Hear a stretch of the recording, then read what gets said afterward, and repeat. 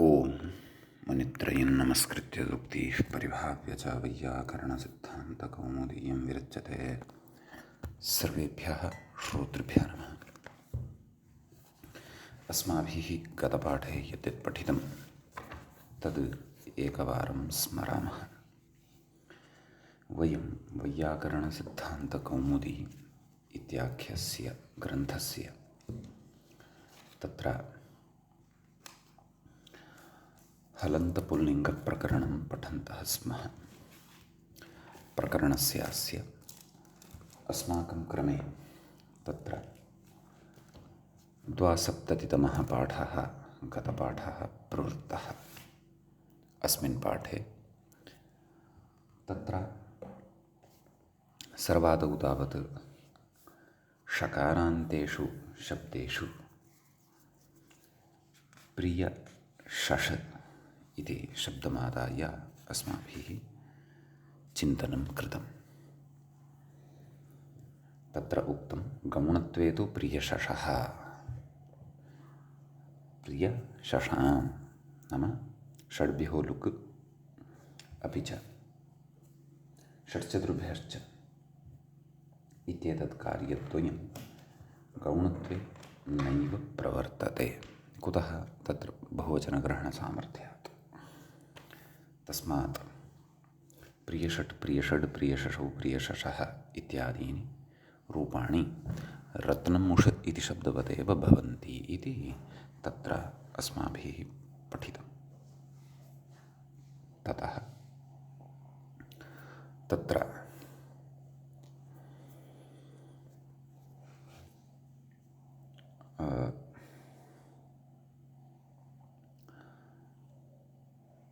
र्वोरुपधायाः दीर्घ इकः इति सूत्रं पठितं। वान्तस्य धातोः उपधायाः इकः दीर्घः स्यात् पदान्ते इति तस्य अर्थः दृष्टः। पिपठीः पिपठिषौ पिपठिषः पिपठीर्भ्याम् इत्यादीनि रूपाणि तत्र अस्माभिः साधितानि। तत्र सुप्रत्यये परतः भ्यामादौ च परतः र्वोरुपधायाः दीर्घ इकः इत्यस्य निमित्तानि लभ्यन्ते इति कृत्वा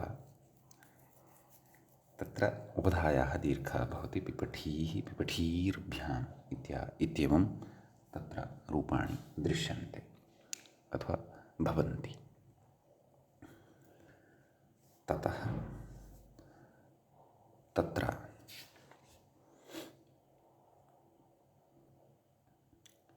सप्तमी विभक्तेः बहुवचने रूपद्वयं साधितं। पिपठीषु पिपठीषु इति। तत्र सुपिपरतः वाशरि इत्यनेन विकल्पेन विसर्गः भवति। विसर्जनीयस्य स्थाने विकल्पेन विसर्जनीय एव भवति इति अस्माभिः तत्र दृष्टम्। तत्र विसर्गव्यवधाने सत्यपि सकारस्य षत्वं भवतु तदर्थम् अग्रिमं सूत्रम् अस्माभिः तत्र आरब्धम्। नुं विसर्जनीय शर्व्यवायेऽपि इति। तस्य अर्थः दृष्टः। एतैः प्रत्येकं व्यवधाने अपि इणुकुभ्यां परस्य सस्य मूर्धन्यादेशः स्यात्। सम्यक्। तत्र ष्टुत्वेन पूर्वस्य षत्वं नाम पिपठी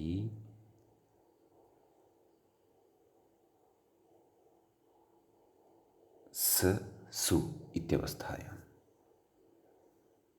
नाम पूर्वः यः नाम आदौ तत्र विसर्गव्यवधाने सति तत्र सकारस्य षत्वं भवति। नाम सुप् इति प्रत्ययः यः वर्तते तस्य षत्वं भवति। वाशरीति विकल्पेन किल व्यवस्था, अतः यस्मिन् स्थाने विसर्गः एव न भवति तस्मिन्, नाम यस्मिन् पक्षे विसर्गस्य विसर्गः एव इति सिद्धान्तः न प्रवर्तते, इति नियमः यस्मिन् पक्षे न प्रवर्तते तस्मिन् पक्षे तु विसर्जनीयस्य सः इत्यनेन विसर्गस्य सत्वं भवत्येव। अतः तस्य सकारस्य ष्टुत्वेन षत्वं नाम षकारः लभ्यते। अतः पिपठीषु इति रूपद्वयं तत्र सिद्धं भवति। बहुवचने तावत् पिपठीषु तत्र यः विसर्गः वर्तते तस्य विसर्गस्य क्षन्तव्यः, विसर्गपक्षे तावत् पिपठीषु इति रूपं भवति। रूपद्वयम् अस्माभिः सप्तमी बहुवचने पठितम्। तत्र कश्चन विशेषः अत्र पठ्यमानः अस्माभिः आसीत्। मूले उक्तं प्रत्येकम् इति व्याख्यानात् अनेकव्यवधाने तु षत्वं न इति। नाम सूत्रार्थे एतैः प्रत्येकं व्यवधानेऽपि, नाम एकस्मिन् समये प्रत्येकं यद् विद्यमानं वर्तते, प्रत्येकं विद्यमानेन केनचन एकेन व्यवधानम् एकस्मिन् समये कृतं स्यात्। अनेकव्यवधाने सति तु षत्वं न भविष्यति। तर्हि तादृशं स्थलं किं? तादृशं स्थलं तत्र निंस्व निंसे इति स्थलद्वयं प्रदर्श्यमानं वर्तते ग्रन्थकारेण। तत्र अस्माभिः तावत् निंस्व इति लोटः मध्यमपुरुषस्य एकवचनस्य यद् रूपं भवति तद्विषये अस्माभिः तत्र चिन्तनं क्रियमाणम् आसीत्। तत्र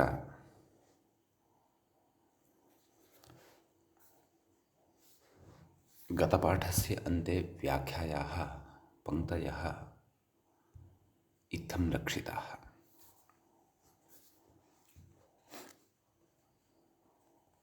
कथयति तत्र उक्तम् आदौ तु विसर्गग्रहणं प्रत्याख्यातं वर्तते भाष्ये इति अस्माभिः दृष्टं। तदनन्तरं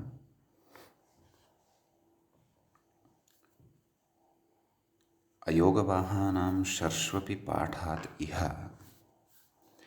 विसर्जनीयग्रहणं भाष्ये प्रत्याख्यातं। तदनन्तरं निस्वेति, णिसि चुम्बने लुग्विकरणः, णोनः इति णस्य नः इति त्वान्नुम् अनुदात्तेत्वात् आत्मनेपदं लोण्मध्यमपुरुष एकवचनं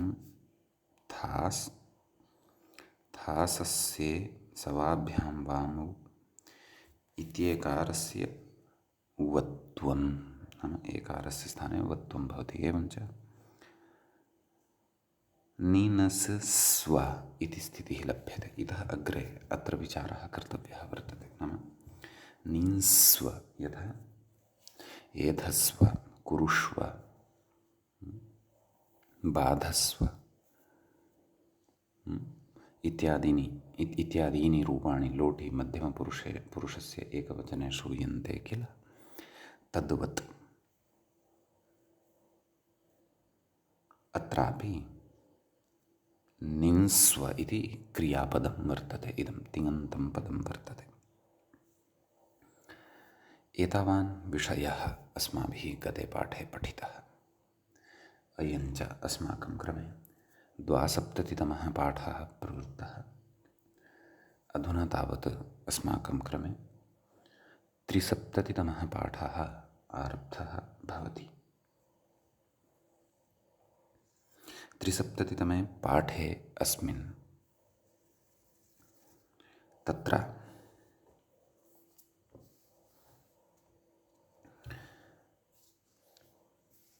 अग्रे उच्यते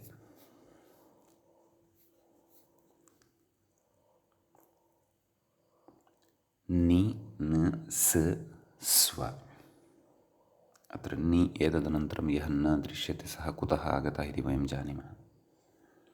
नुमः सकाशात् लब्धः, यतोहि धातुः अयं। तत्र इदित् भवति, इदित्वात् नुम् अत्र भवति। कथयति इति स्थिते नश्चापदान्तस्य झलि इत्यनुस्वारे निस्व इति रूपं, नाम नुमः सकाशात् लब्धः यः नकारः, तस्य नकारस्य नश्चापदान्तस्य झलि नस्य मस्य च अपदान्तस्य झलि परतः अनुस्वारः भवति इति अर्थः दृष्टः एव। एवं किल। अतः निस्व इति क्रियापदं सिद्ध्यति। कथयति अत्र यथा संभवं व्यवधाने तु। एवं किल। यथा संभवं व्यवधाने इति यदि कथयामः, नुं स्थानिक अनुस्वारेण सकारेण च। एवं किल। नुं स्थानी वर्तते यस्य अनुस्वारस्य, तादृशेन अनुस्वारेण सकारेण च, मध्ये तत्र सकारः वर्तते, धातोः सकारः वर्तते, तदनन्तरं स्व इत्यस्य सकारः वर्तते। कथयति सकारेण च व्यवहितस्य, नाम द्वाभ्यां व्यवधानमस्ति अधुना। इण यः वर्तते नि इति नकारोत्तरवर्ती इकारः, स्व इति च यः प्रत्ययः वर्तते, थासः स्थाने यः लब्धः वर्तते, थासः से तस्य च ए इत्यस्य व इति आदेशे सति इदं यत् प्रत्ययरूपम् अस्माकं सविधे लब्धं वर्तते, तत्र नुं स्थानिक अनुस्वारेण सकारेण च व्यवहितस्य, नाम व्यवधानं तत्र द्वाभ्यां वर्तते इति कृत्वा कथयति द्वितीयसकारस्य षत्वं स्यात्। द्वितीयः यः सकारः वर्तते, स्व इत्यस्य सकारः, तस्य षत्वं स्यात्। तेन निंश्व इति अनिष्टं रूपं स्यात्। कथयति अतः प्रत्येकं व्यवधानम् आश्रितम् इति भावः, नाम अनेकव्यवधानं न, नुं विसर्जनीयश्रव्यवा ये इति यदुक्तम्, एतेषु तत्र एकः, नाम एकस्मिन् समये केनचन एकेन एव व्यवधानं कृतं भवेत् इति तत्र उच्यते।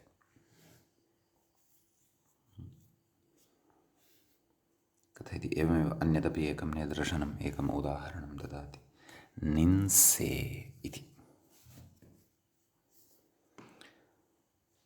तत्र कथयति उक्तधातोः लण् मध्यमपुरुषैकवचने धास्,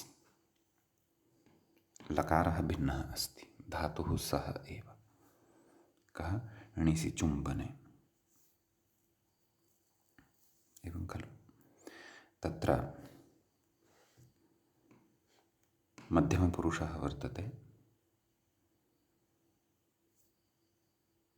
एकवचनञ्च वर्तते, निस् लट् निस् थास् इति त्वान्नुं नीनस् थास्। कथयति तस्य थासः से इति से आदेशः, थासः से इत्यनेन सूत्रेण से इति आदेशो भवति। नीनस् से नकारस्य नश्चापदान्तस्य झलि इत्यनेन अनुस्वारः भवति। निन् स् से सम्यक् कथयति इत्यत्रापि द्वितीयसकारस्य षत्वं न भवति। एवं खलु? कुतः? प्रत्येकम् एव व्यवधानाश्रयणात् इति भावः। एवं किल? नाम तत्र अनेकव्यवधानं न विवक्षितम्, एकव्यवधानम् एव अपेक्षितम् इति कृत्वा। सम्यक्। इति तु एतदुदाहरणद्वये अनेकव्यवधाने सति षत्वं न भवति इत्येतदर्थं तत्र प्रत्येकं व्यवधाने अपि इति एवं व्याख्यानम् आश्रितं लक्ष्यानुरोधेन। अग्रे कथयति अग्रिमं विचारं प्रवेशयति। मूले यदुक्तं खलु नुं ग्रहणं नुं स्थानिकानुस्वारोपरक्षणार्थं व्याख्यानात् तेनेह न सुहिंसु पुंसु अतएव न शर्ग्रहणेन गतार्थता एषः अग्रे उक्तः यः सिद्धान्तः सः अस्माभिः अधुना अवगन्तव्यो वर्तते। तत्र कथयति हिसि हिंसायां कः धातुः? हिसि इति धातुः। सुपूर्वात् क्विप् नाम सु इति उपपदपूर्वकत्वात् अथवा सु इति उपसर्गपूर्वकत्वात् क्विप् प्रत्ययः भवति। कृदन्तेषु पठितः क्विप्। अग्रे इदित्वात् नुम् अत्रापि नुमागमः भविष्यति इदितो नुम् धातोः इत्यनेन। अतः सुहिंस् इत्येवं रीत्या तत्र सुहिंस् इति यः शब्दः सिद्धः तस्य सप्तमी बहुवचने अत्र चर्चा क्रियमाणा वर्तते। यद्यपि प्रथमा विभक्तेः एकवचने तु सुहिंस् इत्यवस्थायां सुहिंस् सुप्रत्ययः एवं खलु तस्य लोपः स्यात्। सुहिंस् हिंस् यः सकारः वर्तते तस्य अपि संयोगान्तस्य लोपः इत्यनेन लोपः स्यात् इति भाति। तर्हि किम् अवशिष्येत्? सुहिन् इत्येव अवशिष्येत् इति अहं चिन्तयामि। यद्यपि प्रथमा द्वितीया तृतीया इत्यादीनां विभक्तीनां रूपाणि सुहिनस् इति शब्दस्य यानि भवन्ति तेषां विषये अत्र चर्चा नास्ति। अत्र यत्र अपेक्षा वर्तते तत्र एव विचारः क्रियमाणः वर्तते। प्रकृते तत्र सप्तमी विभक्तेः बहुवचनमादाय विचारः क्रियमाणः वर्तते। तदेव कथयन् अस्ति। ततः सप्तमी बहुवचने सुहिनस् सु इति स्थिते।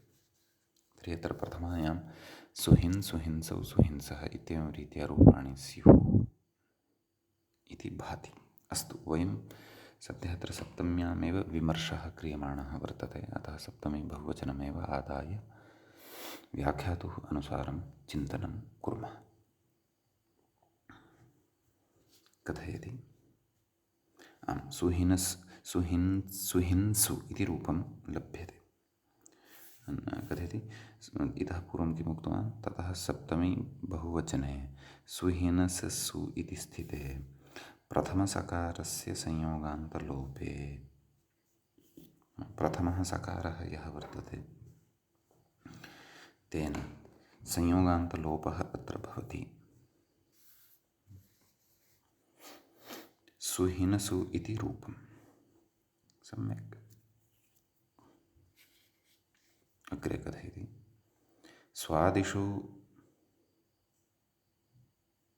स्वादिषु सर्वनामस्थाने इति भावः पदान्तत्वात् नश्चापदान्तस्य झलि इति अनुस्वारो न सुहिनसु इत्यत्र यः नकारः वर्तते तस्य अनुस्वारः न भवति। कुतः? पदान्ते अयं नकारः लभ्यते, पदत्वञ्च स्वादिषु सर्वनामस्थाने इत्यनेन अत्र लभ्यते। यतोहि नस्य मस्य च अपदान्तस्य एव अनुस्वारः उच्यते नश्चापदान्तस्य झलि इत्यनेन। एवं किल? अग्रे च तत्र उच्यते किञ्च सुहिंसु इत्यस्य रूपसिद्धिं बुद्धौ एकत्र स्थापयामः। उदाहरणं पुंसु, पुंस् इति शब्दः यः वर्तते तस्य सप्तमी बहुवचने चिन्तनं क्रियमाणं वर्तते। कथयति किञ्च पुंशब्दात् सप्तमी बहुवचने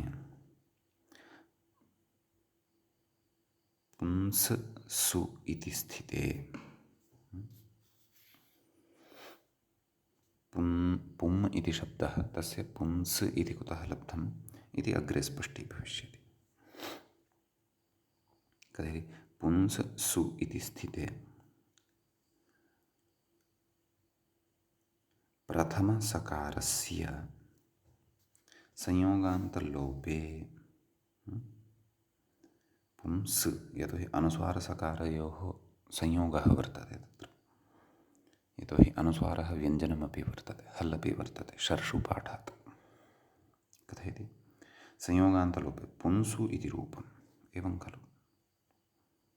कथयति तत्र सुहिंसु इत्यत्र नुमा व्यवधानात् षत्वं स्यात्। सुहिंसु इत्यत्र नुमा व्यवधानं कृतं वर्तते खलु, अतः सु इत्यस्य सकारस्य षत्वं स्यात्, सुहिंषु इति स्यात्, परन्तु तथा न भवति। सुहिंषु इति रूपम् अनिष्टम्, इष्टं रूपं तु सुहिंसु इत्येव। एवं खलु? अग्रे कथयति नुम् ग्रहणस्य अनुस्वारोपलक्षणार्थत्वे, नाम प्रकृतसूत्रे नुम् यः गृहीतः तेन नुमा अनुस्वारस्य ग्रहणं भवति इति यदि अर्थं स्वीकुर्मः, अनुस्वारस्य उपलक्षणं तत्र अयं नुम् नाम उपलक्षणभूतः अयं नुम् भवति। नाम प्रकृते नुम् यः गृहीतः तेन नुमः स्थाने यः अनुस्वारः विधीयते तादृशः अनुस्वारः एव उपलक्ष्यते, अथवा तादृशः एव अनुस्वारः अत्र ग्राह्यः इति। तथा यदि तर्हि षत्वं भवेदेव, पुंसु इत्यत्रापि षत्वं भवेदेव। कथयति नुम् ग्रहणस्य अनुस्वारोपलक्षणार्थत्वे पुंसु इत्यत्र षत्वं स्यात्। यदि नुम् यथा अस्ति तथैव गृह्यते तर्हि सुहिंसु इत्यत्रापि षत्वं स्यात्। कुतः? नुमा व्यवधानात्। यदि अनुस्वारोपलक्षणः अयं नुम् तर्हि पुंसु इत्यत्र यः अनुस्वारः वर्तते तद्व्यवधानकारणादपि सकारस्य षत्वं स्यात्, पुंषु इति अनिष्टं रूपं लभ्येत इत्यतः आह। अतः कथयति, किं कथयति इति चेत् नुम् ग्रहणमिति। तत्र मूले पश्यामः नुम् ग्रहणं नुम् स्थानिकानुस्वारोपलक्षणार्थम् इति व्याख्यानात्। नाम नुम् ग्रहणं यत् प्रकृतसूत्रे कृतं वर्तते तत् नुम् स्थानिक अनुस्वारः यः भवति, आदेशः कः? अनुस्वारः। स्थानिकः नुम्, नुम् स्थानीयस्य, सः नुम् स्थानिकः सः कः अनुस्वारः तदुपलक्षणार्थं नाम तस्य उपलक्षणार्थं नाम तद् उपलक्ष्यते तेन प्रकृते पठितेन नुम तस्य ग्रहणं भवति इति भावः अनुस्वारस्य ग्रहणमत्र नुमा भवति इति भावः एवं खलु कथयति कथमिदमुच्यते कथयति प्रकृतसूत्रे हैवरटसूत्रे च भाष्ये तथा व्याख्यानात् इत्यर्थः नाम नुम् विसर्जनीय षड्व्यवायेऽपि इति सूत्रे हैवरट् इति सूत्रे भाष्ये च तथा रीत्या व्याख्यानं कृतम् अस्ति अतः एवं किल कथयति नुम् ग्रहणं नुम् स्थानिक अनुस्वारोपलक्षणार्थम् इत्येतत् सूत्राक्षरानुगतम् इत्याह तर्हि मूले किमुक्तं पश्यन्तु तेनेह न सुहिंसु पुंसु नाम प्रकृते नुम् ग्रहणं यद् वर्तते तेन अनुस्वारस्य ग्रहणं क्रियते इति कृत्वा तत्र सुहिंसु पुंसु इति उभयत्रापि षत्वं न भवति कुतः यतोहि सुहिंसु इत्यत्र तु साक्षात् नुम् अस्ति नुमः सकाशात् लब्धः अनुस्वारः नास्ति एवं किल अतः तद्व्यवधानात् नाम नकार नुम् व्यवधानात् सकारस्य षत्वं न भवति भाष्ये सिद्धान्तितं वर्तते यत् प्रकृते नुम् नाम अनुस्वाररूपः नाम तस्य स्थाने अनुस्वारत्वेन आदेशः जातः भवतु तादृश अनुस्वाररूपस्य नुमः व्यवधाने सत्येव षत्वम् तानि उदाहरणानि तु अनुपदमेव उच्चेरन् प्रकृते तु नुम् विसर्जनीयस्य इत्यस्य उदाहरणद्वयं पिपठीषु पिपठीषु इति रूपद्वयं विकल्पेन साधितमेव एवञ्च पुंसु इत्यत्र इत्थन्न शङ्कनीयं यत् प्रकृते तु अनुस्वारः अस्ति एव खलु भोः एवं किल अतः तत्र तु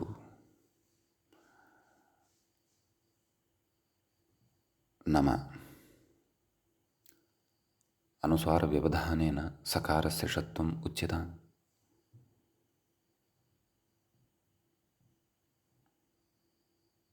एवं किल प्रथमसकारस्य संयोगान्तलोपः भवति खलु तदनन्तरं द्वितीयः यः सकारः वर्तते तस्य षत्वमुच्यताम् इति चेत् तथा न कुतः यतोहि पूयों डुम्सुन् इति पूर्वम् अस्माभिः पुंस्कोकिलः इत्यादिषु पठितं खलु एकम् औणादिकं सूत्रं प्रकृते पुमः नाम प्रकृते नुमः सकाशात् लब्धः अनुस्वारः नास्ति डुम्सुन् इति यः प्रत्ययः श्रूयते औणादिकः तस्मिन् प्रत्यये यः मकारः तस्य मकारस्य सकाशात् लब्धः अस्ति अयम् अनुस्वारः सम्यक् अतः मूले उक्तं किं तेनेह नाम सुहिंसु पुंसु इत्यत्र षत्वं न भवति अतः चिन्ता न कर्तव्या परन्तु प्रकृतसूत्रे नुम् ग्रहणम् अनुस्वारोपलक्षणार्थं वर्तते इति भाष्यस्य सिद्धान्तस्तु अवश्यं ज्ञातव्यः इदानीम् अग्रे पश्यामः किं कथयति नुम् ग्रहणं नुम् स्थानिक अनुस्वारोपलक्षणार्थम् इत्येतत् सूत्राक्षरानुगतम् सूत्रे सूत्राक्षराणि यानि वर्तन्ते तद् तत्र नुम् विसर्जनीय षड्व्यवायेऽपि तत्र नुम् अपि यत् पठितं खलु अतः तैरेव नाम सूत्रे विद्यमानैः अक्षरैरेव अयं सिद्धान्तः अत्र ज्ञापितः भवति। तेन किं नाम भाष्यादिषु स्पष्टप्रतिपत्त्यर्थं यः सिद्धान्तः उक्तः नुम् स्थानिकानुस्वारोपलक्षणार्थमिति। नुम् ग्रहणं प्रकृते नुम् स्थानिकानुस्वारोपलक्षणार्थं वर्तते इति यदुक्तं तद् सूत्राक्षरानुगतमेव इति।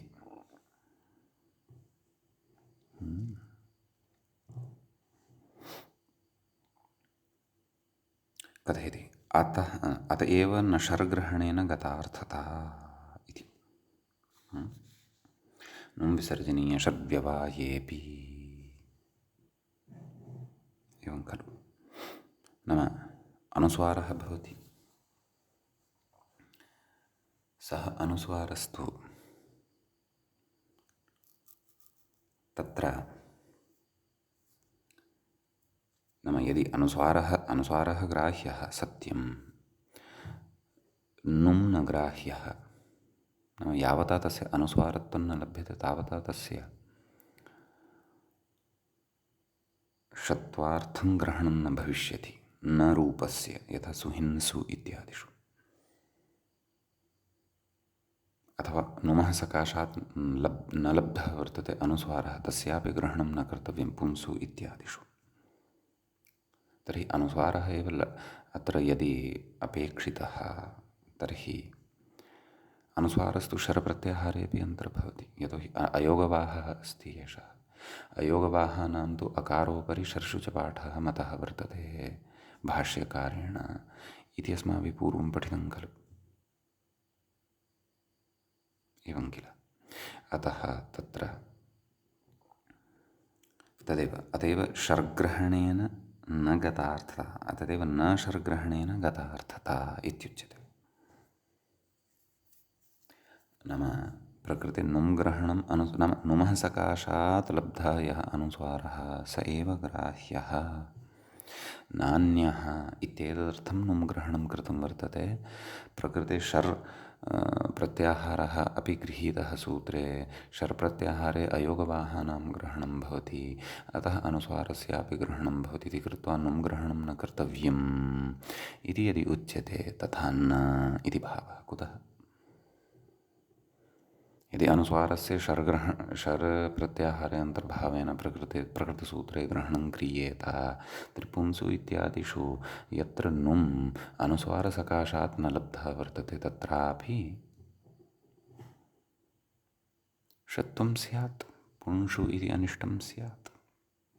अतः शर्ग्रहणेन गतार्थता नास्ति, नुम् ग्रहणस्य प्रयोजनम् अस्ति इदं वक्तुं यत् प्रकृते नुम् स्थानिकानुस्वारः एव ग्राह्यः, तद्भिन्नः अनुस्वारस्तु न ग्राह्यः। तदेव व्याख्याता कथयन्नस्ति।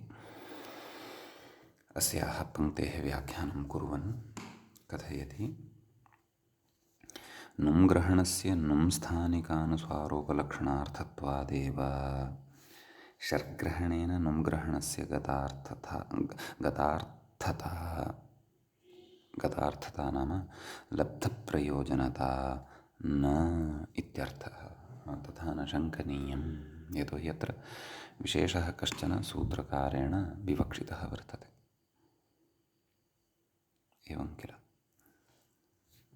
अग्रे उच्यते, नुम् ग्रहणस्य केवल अनुस्वारोपलक्षणार्थत्वे तु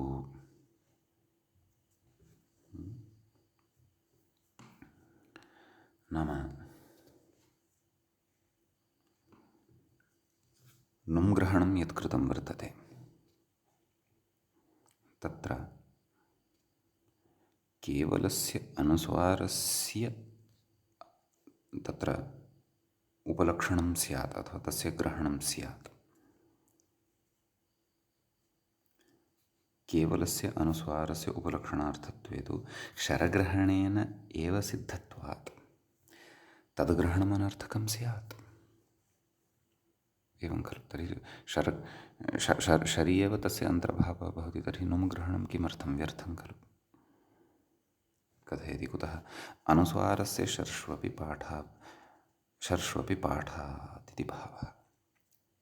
अनुस्वारः यः वर्तते सः शर्षु अपि पठ्यते अतः कृत्वा। तर्हि नाम अन्ततः न गतार्थता कुतः न इति मूले यः सिद्धान्तः उक्तः सः अवगतो वा? तदेव नाम नुमः सकाशात् लब्धः यः अनुस्वारः स एव अत्र ग्राह्यः। पुंस् इत्यादिषु डुम्सुन् प्रत्ययसकाशात् लब्धः अनुस्वारः सः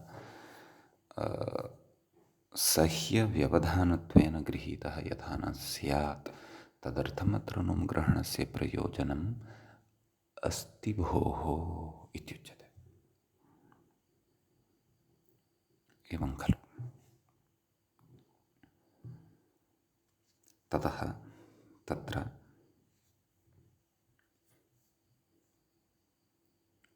अग्रे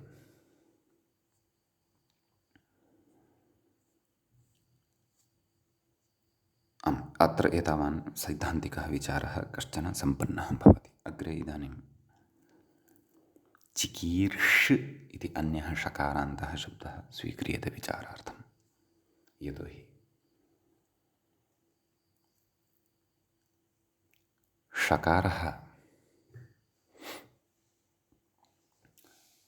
षकारान्ताः शब्दाः अस्माभिः पठ्यमानाः वर्तन्ते। अतः व्याख्याता इङ्गितं करोति चिकीरिति एवं किल। मूले तत्र उच्यते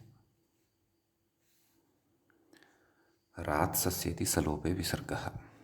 एषा या पङ्क्तिः मूले उच्यते तां पङ्क्तिं प्रापयितुं ततः पूर्वम्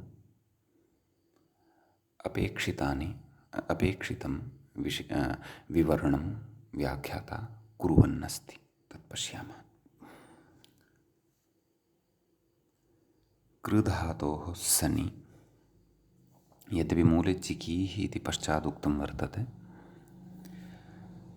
रात्सस्य इति सलोपे विसर्गः इति पूर्वम् उक्तं वर्तते, तथापि अस्माभिः इदानीम् इतः अग्रे चिकीः इति रूपस्य साधनाय चिन्तनं कर्तव्यं वर्तते। अतः आदौ चिकीः इति पदमादाय एव इङ्गितं कृतवान् व्याख्याता।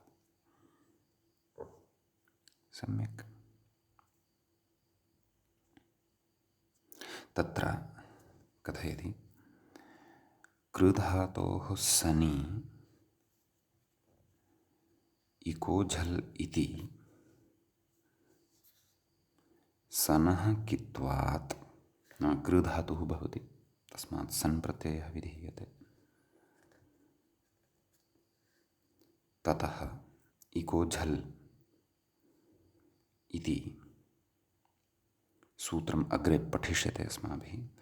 तेन सनः कित्वम् उच्यते। कित्वात् कथयति ऋकारस्य गुणाभावे नाम सार्वधातुकार्धधातुकयोः इत्यनेन सनिपरतः कृधातौ यः ऋवर्णः वर्तते तस्य गुणः न भवति। अन्यथा रपरसन् अर् इति गुणः भवति स्म, तस्य स्थाने कर् स इति लभ्यते स्म, परन्तु तन्नापेक्षितम्। कथयति अध्यनगमांसनि इति दीर्घः इदमपि अग्रे पठिष्यते। सन्नन्तप्रकरणस्य प्रक्रिया एषा भवति। अध्यनगमांसनि इत्यनेन दीर्घो भवति। सम्यक्। कृ स समीचीनम्। कथयति ततः ऋत इद्धातोः इति इत्वम्। नाम कृ इत्यत्र यः ऋ दीर्घः ऋ वर्णः वर्तते तस्य इत्वं भवति। इर् इति आगच्छति, नाम इकारः लभ्यते, स च इकारः रपरसन् प्रवर्तते उरन् रपरः इति परिभाषाबलात्। अतः किर् क इर् किर् इति लभ्यते। अग्रे उच्यते हलि च इति दीर्घः कीर् इति आयाति। स सनः स अपि स्वीकर्तव्यः। कीर् स। ततः कथयति ततः संज्ञोः इति द्वित्वं। का स्थितिः लब्धा? कीर् कीर् स हलादिशेषः अभ्यासस्य आदिहल् शिष्यते अन्यः लोप्यन्ते। की कीर् स ह्रस्वः नाम अभ्यासे यः ईकारः वर्तते तस्य ह्रस्वः भवति। कि कीर् स कुहोश्चुः नाम यः ककारः वर्तते तस्य स्थाने चुत्वं भवति। ची कीर् स सम्यक्। तदनन्तरं षत्वं भवति। तदेव कथयति कुहोश्चुः इति अभ्यासककारस्य चुत्वं चि कीर् स इति लब्धं खलु। सस्य षत्वं केन आदेशप्रत्यययोः इत्यनेन। सः कः नाम सकारः कः सनः सकारः। चि कीर्ष चिकीर्ष इति रूपं। सम्यक्। अग्रे कथयति स्नाद्यन्ताधातवः इति धातुत्वात् नाम स्नाद्यन्ताधातवः इत्यनेन सनादेः अस्य धातुत्वं विधीयते। एवं खलु। कथयति इति धातुत्वात् ततः क्विप् नाम अस्य धातुत्वं भवति ततः अत्र क्विप् प्रत्ययो भवति। एवं किल चिकीर्षा इति लभ्यते। तदनन्तरम् अतोलोपः इति भवति चिकीर्ष सन्। सम्यक्। कथयति चिकीर्ष इत्यस्मात्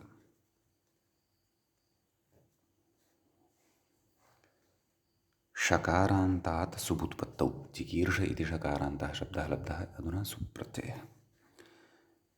सोर्हल्न्यादिलोपे हल्न्याभ्यो दीर्घात् सुतिसप्रयुक्तं हल् इत्यनेन सु इत्यस्य लोपः चिकीर्ष इति स्थितम्। एवं खलु चिकीर्ष इति रूपं सिद्धं भवति। कथयति एतावत् सिद्धवत् कृत्य एतावन्तं रूपं सिद्धवत् विधाय नाम साधयित्वा नाम पूर्वमेव तस्य सिद्धिं तत्र मनसा एव अथवा स्वव्यवहारेण ध्वनयित्वा रात्सस्य इति नियमात् रात्सस्य इति सूत्रं पठितं खलु। संयोगान्तलोपविषये रेफात् परं यदि सकारः तदा एव तस्य लोपः नान्यथा। कथयति रात्सस्य इति नियमात् षकारस्य संयोगान्तर्लोपभावं षकारस्य संयोगान्तलोपाभावम् आशङ्क्य आह। नाम षकारः अत्र यः लब्धः वर्तते सः तत्र सकारस्य सनः सकारस्य स्थाने षत्वादेशः अनन्तरमेव खलु लब्धः वर्तते। मूलतः तु सः सकारः एव खलु वर्तते। रेफाच्च परतः वर्तते चिकीर्ष एवं खलु। रेफाच्च परतः वर्तते अयंष नाम स एव यतो हि सकारस्य स्थाने आगतः वर्तते। अतः रात्सस्य इत्यनेन अत्र षकारस्य लोपः स्यात्।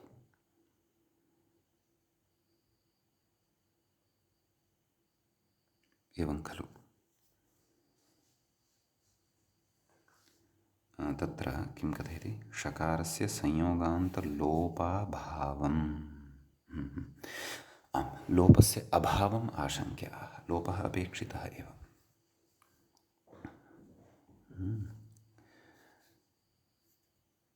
रात्सस्येति मूले पश्यन्तु रात्सस्य इति सलोपे विसर्गः इत्युच्यते।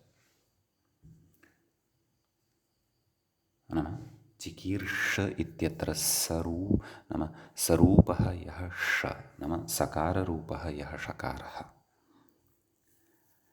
तस्य षकारस्य लोपः भवति।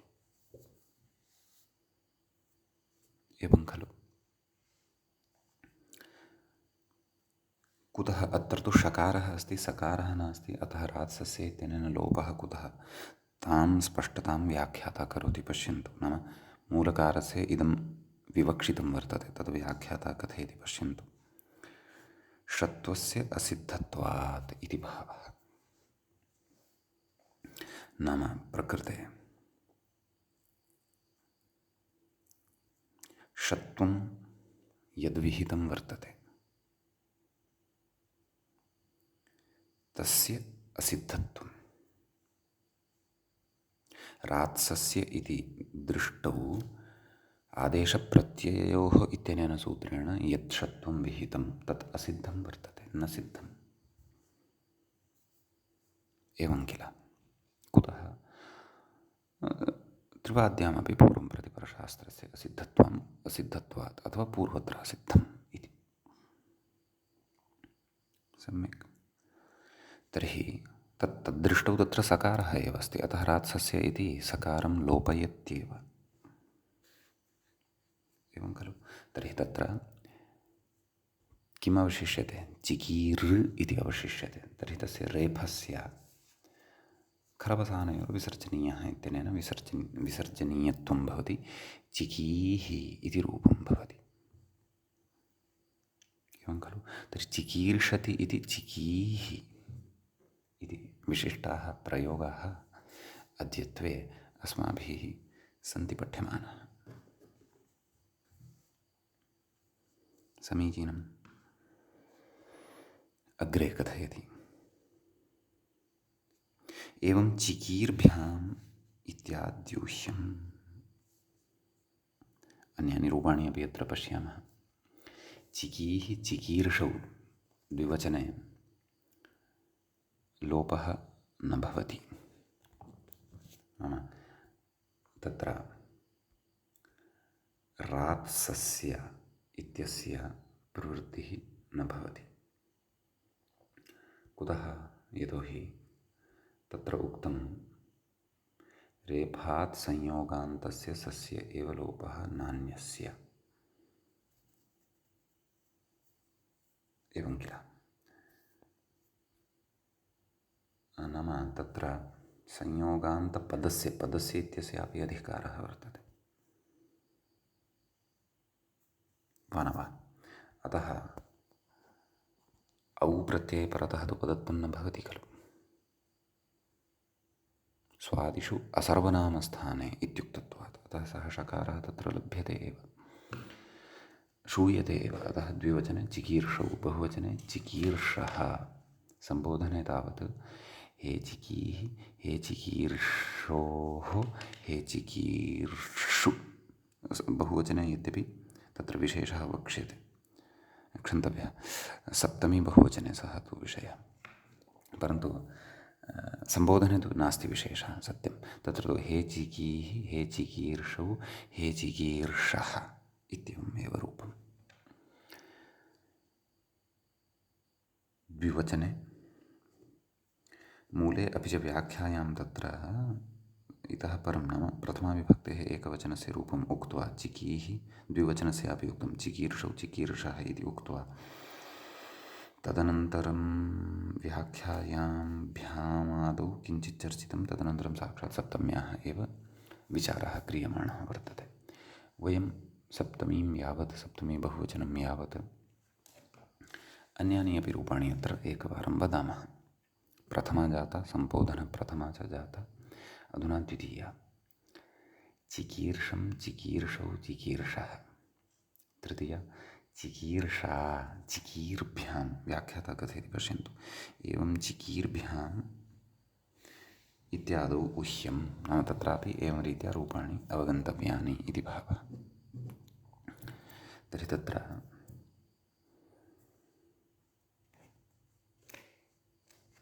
चिकीर्भ्यां नाम तदेव चिकीर्भ्याम् इत्यत्र नाम चिकीर्षुभ्याम् इति भवति, स्वादिषु सर्वनामस्थाने इत्यनेन पदत्वं भवति, पदान्ते लभ्यते अयम्, अतः रात्सस्य इत्यस्यापि प्रवृत्तिः तत्र भवति। अतः चिकीर्भ्याम् इति रूपं तत्र लभ्यते। बहुवचने चिकीर्भिः, एवमेव चतुर्थ्यां चिकीर्षे, चिकीर्भ्यां, चिकीर्भ्यः, पंचम्यां चिकीर्षः, चिकीर्भ्यां, चिकीर्भ्यः, षष्ठ्यां चिकीर्षः, चिकीर्षोः, चिकीर्षां, सप्तम्यां चिकीर्षि, चिकीर्षोः, बहुवचने चिकीर्षु इति रूपं भवति, तत्र विशेषः उच्यमानः वर्तते। कोऽयं विशेषः उच्यमानः अस्ति चेत् व्याख्याता कथयति विसर्गमाशङ्क्य आह रोः सुभिः इति। तत्र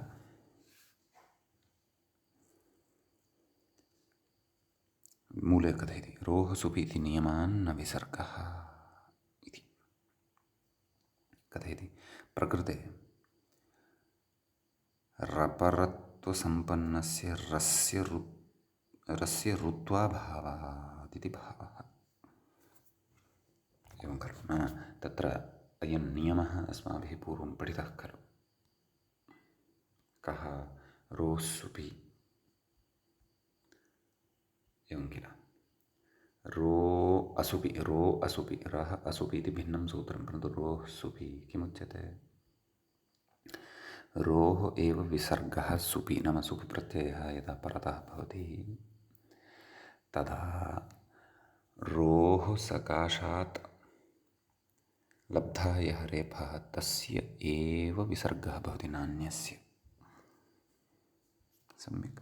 प्रकृते तु चिकीर्सु इत्यवस्थायां यः रेफः नाम संयोगान्तलोपः भवति षकारस्य, चिकीर्षसु इति स्थितिः भवति। षकारस्य लोपानन्तरं यः रेफः लब्धः भवति सः रेफः रोः सकाशात् न लब्धः भवति।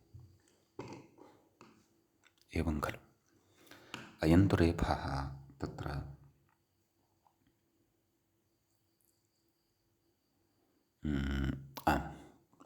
ऋत इद्धातोः इत्यनेन सूत्रेण ऋ इत्यस्य इकारादेशद्वारा लब्धः वर्तते, रपरत्वेन लब्धः वर्तते इति भावः। तदेव व्याख्याता कथयन्नस्ति प्रकृते रपरत्वसम्पन्नस्य रस्य ऋत्वाभावात् इति भावः इत्युच्यते। सम्यक्।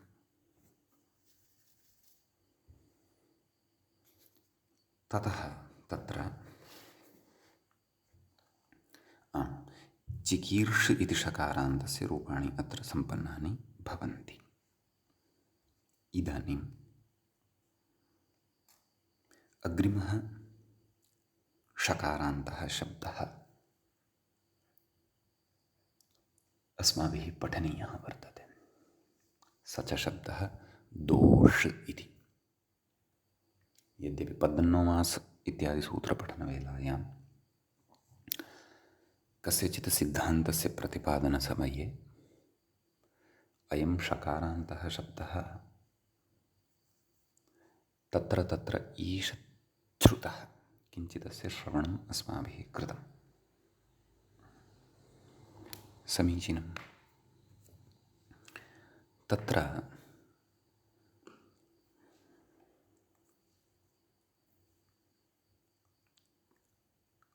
पश्यामः कथं तस्य रूपसिद्धिः भवति। आदौ तु सः शब्दः एव कथं सिद्धः भवति षकारान्तः इति चिन्ता अथवा इति चिन्तनम् अत्र क्रियमाणं वर्तते। व्याख्याता इङ्गितं करोति दमेर्डोसी इति। मूले पश्यामः दमेर्डोस् औणादिसूत्रं। व्याख्याता कथयति औणादिकसूत्रम्, औणादिकमेतत् सूत्रं नाम उणादिषु पठ्यते इदं सूत्रं।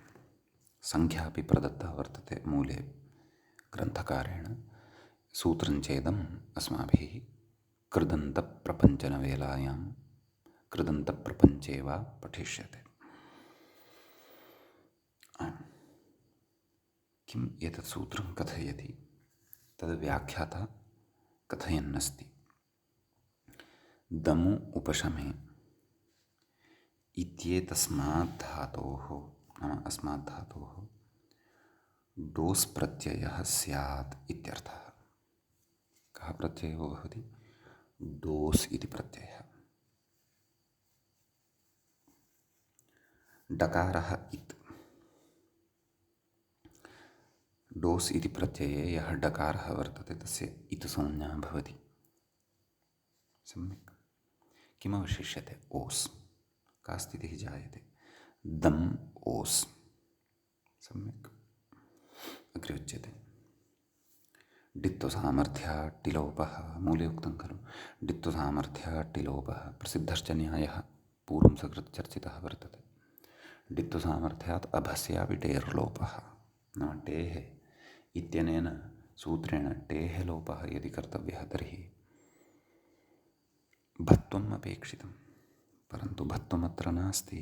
यतोहि स्वादिः नायं प्रत्ययः कः? डोस् प्रत्ययः। अयं तु कृत् प्रत्ययः, उणादीनां कृत्सु अन्तर्भावः भवति। अतः कथयति टेः इति भस्य विहितः टिलोपः।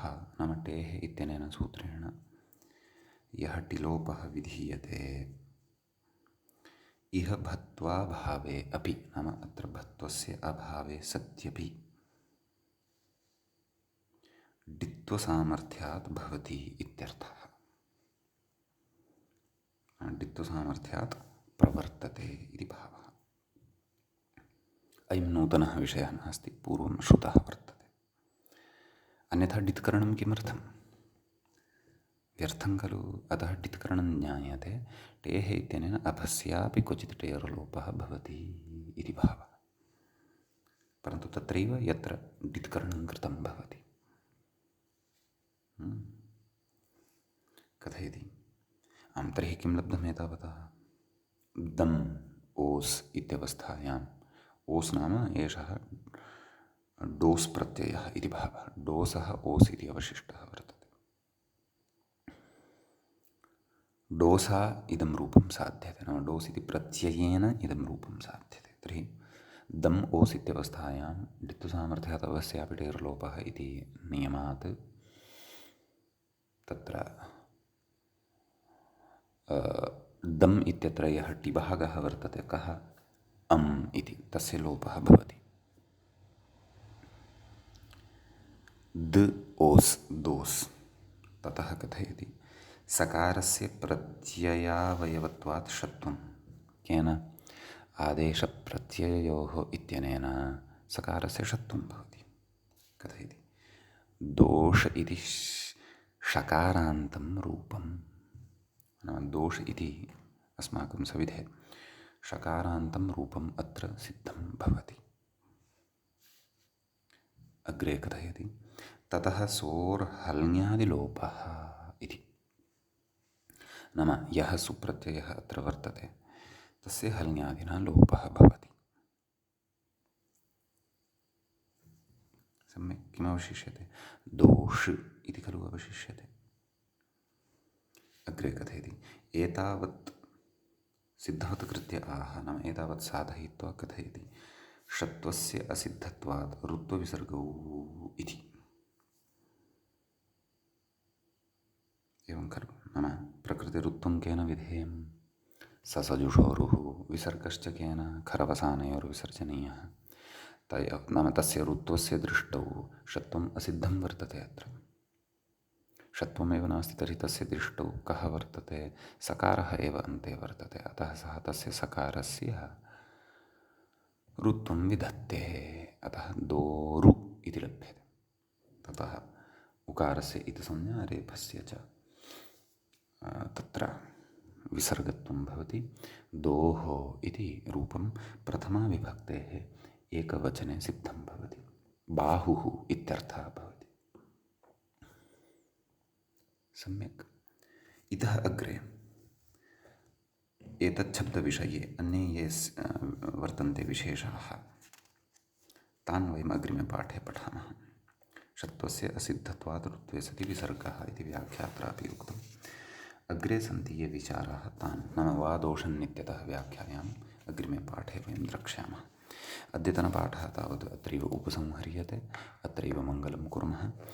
मुनित्रयं नमस्कृत्य सूक्तिः परिभाव्य च वैयाकरणसिद्धान्तकौमुदीयं विरच्यते। एवञ्च तत्र हलन्तपुल्लिङ्गप्रकरणस्यास्य अस्माकं क्रमे 370तमः पाठः एषः सम्पन्नतां गतः। नमः सर्वेभ्यः श्रोतृभ्यः।